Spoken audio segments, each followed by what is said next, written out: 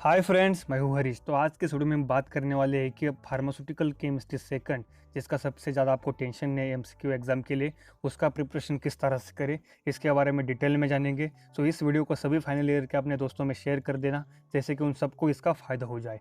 सो सबसे पहले मैं आपको बात बताना चाहता हूँ कि आज के इस वीडियो में हम एमसीक्यू के एग्ज़ाम के लिए आप किस तरह से पढ़ाई कर सकते हो।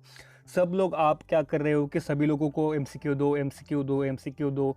कुछ मुझे भी आप सब लोग बहुत प्यार से बोलते रहते हो कि भाई एमसीक्यू मिलेंगे क्या, अपने टीचर से बोल रहे हो। तो भाई आपको एक सच्चाई बताना चाहता हूँ कि मार्केट में या किसी के पास भी डी फार्मेसी कोर्स के लास्ट ईयर के एमसीक्यू अवेलेबल नहीं है। जो भी सभी एमसीक्यू है, कुछ कॉम्पिटिटिव एग्जाम के है, कुछ और के, कोई कहीं के, तो प्रॉपर इस एग्जाम में आने वाले एमसीक्यू किधर भी अवेलेबल नहीं है। सो किसी को भी एमसीक्यू मांगते मत बैठो। मैं आपको बताना चाहता हूँ कि आज के वीडियो में हम सिर्फ डिस्कस करेंगे कि किसी भी तरह के एमसीक्यू आए, आपके बुक के बाहर तो नहीं आने वाले, तो आपकी पढ़ाई की किस तरह से मेथड आपको यूज़ करने इसके बारे में बताऊंगा। सो सबसे पहले मैं एक बात बताऊंगा, आज के हमने सभी सीरीज स्टार्ट कर दी सब्जेक्ट वाइज। बाकी सभी सब्जेक्ट की जो भी वीडियोस होगी उसकी लिंक्स डिस्क्रिप्शन में मिल जाएंगी, जाकर सभी वीडियोस के ट्रिक्स टिप्स देख लेना कि किस तरह से आपको पढ़ाई करनी है। और एक बात बताना चाहूँगा कि आप यहाँ पर हम क्या करने वाले हैं, सबसे पहले पढ़ाई किस तरह से करेंगे इसके बारे में देखेंगे। क्योंकि अगर आपको अच्छी तरह से आपके बुक के बाहर का कुछ नहीं आने वाला, आप पढ़ाई अच्छी तरह से करोगे तो कोई टेंशन नहीं रहने वाला। उसके बाद आपको एमसीक्यू का प्रिपरेशन करने के लिए इसके बाद हम एमसीक्यू का डिस्कशन सेशन करेंगे, जिसमें मैं आपको बहुत सारे एमसीक्यू हर सब्जेक्ट के बारे में हम डिस्कस करेंगे, जिससे कि आपको आइडिया भी आ जाएगा कि किस तरह के एमसीक्यू आ सकते हैं। तो सबसे पहले डिस्कस करते हैं पढ़ाई किस तरह से करें, उस तरह से पढ़ाई करो। उसके बीच बीच में हमारे वीडियोज़ आते रहेंगे कि एमसीक्यू किस तरह से आपको होने वाली। तो बहुत सारी वेबसाइट्स है और कुछ एमसीक्यू मैंने कलेक्ट कर रखे, उसको अच्छी तरह से हम वीडियोस के थ्रू डिस्कशन करेंगे। So let's start. और अपना इस वीडियो पर फोकस करते हैं कि केमिस्ट्री का सबसे ज़्यादा टेंशन होता है कि आप एमसीक्यू की केमिस्ट्री में किस तरह से प्रिपरेशन करें।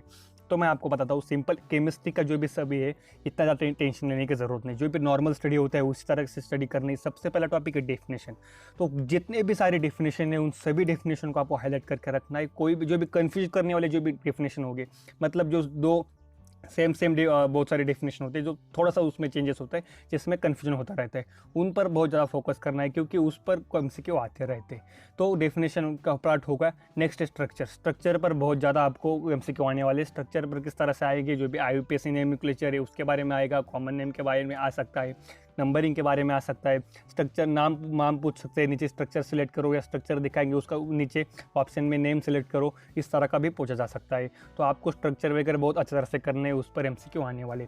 लास्ट और एक है यूजेस जो भी है, यूजेस पर भी बहुत सारे ड्रग के बारे में यूजेस पूछे जाएंगे। नीचे क्या करेंगे, उसके ऑप्शन दिखाएंगे कि इस ड्रग का कौन सा यूज़ है, तो यूजेस भी आपको अच्छी तरह से करने हैं। उसके बाद आते हैं साइड इफ़ेक्ट्स के बारे में भी बहुत ज़्यादा प्रश्न आपको वो आते रहते हैं एमसीक्यूज़ कि ये साइड इफेक्ट किस ड्रग का या इस ड्रग का कौन सा साइड इफेक्ट है।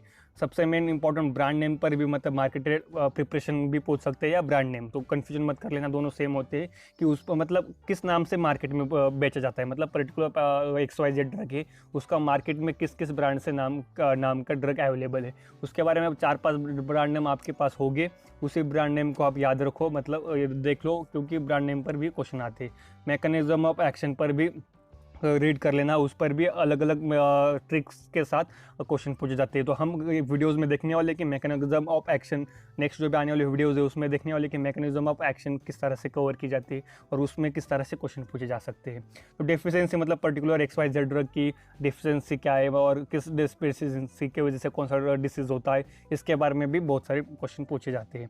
नेक्स्ट जो है डिसीज़ कॉज, मतलब कौन पर्टिकुलर ये डिसीज़ किसकी वजह से हुआ है, उसका कॉज नीचे ऑप्शन में दिखाया जा सकता है, उसके ऊपर क्वेश्चन पूछ जाते हैं। तो आपको एक आइडिया आ रहा होगा कि किस तरह का आपको पढ़ाई करनी पड़ी। आपको और एक क्या करना है कि पिछले साल के 2-4 साल के आपको सभी एमसीक्यूज जो है आपको देख ले, मतलब सॉरी एमसीक्यू में बोल रहा हूँ मैं, आप जो भी मॉडल आंसर है वो सभी चेक करने। उसमें जो भी इंपॉर्टेंट टॉपिक है, इंपॉर्टेंट ड्रग पूछे गए, यूज़ पूछे गए, उस पर एक बार आप देख लो, फिर आपको आइडिया आ जाएगी कौन सी इंपॉर्टेंट है। सो एक्चुअली तो वैसे केमिस्ट्री का पेपर मैक्सिमम एमसीक्यू टाइप का ही होता है, आप सबको पता है। तो रेफ़र कर लेना पिछले सभी मॉडल आंसर, उससे आपको इंपॉर्टेंट जो भी है वो सभी आपको पता चल जाएंगे। डिस्क्रिप्शन में आपको लिंक्स मिल जाएंगे टेलीग्राम चैनल्स की, तो ज्वाइन कर लो। वहाँ पर क्या है कि आपको स्टडी मटेरियल मिलेगा, वहाँ पर आपको जो भी मॉडल आंसर है वो भी मिलेगा, जो भी एमसीक्यू में डालना, जितने एमसीक्यू मिलेंगे वो भी वहाँ पर मैं पोस्ट करता रहता हूँ।